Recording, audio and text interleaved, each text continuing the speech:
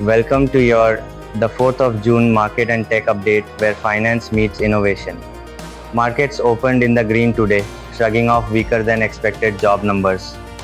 The Dow rose 0.2%, the S&P 500 gained 0.3%, pushing closer to that psychological 6,000 mark, while the Nasdaq led with a 0.5% jump. May's ADP jobs report showed just 37,000 new positions, far below expectations of 110,000. That sparked fresh criticism from former President Donald Trump, who blasted Fed Chair Jerome Powell, calling him too late Powell, and demanded immediate interest rate cuts. Despite the weak jobs data, small caps edged up and 10-year Treasury yields dropped to 4.41%.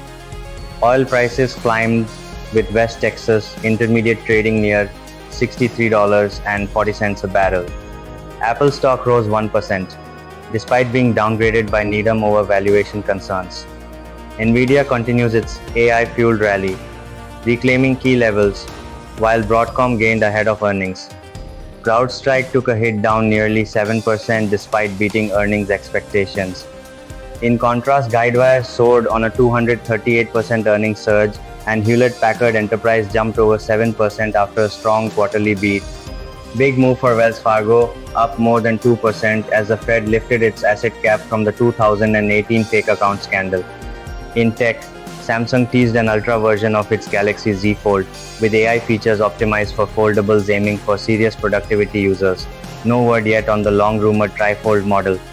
And all eyes are on Apple as WWDC 2025 approaches.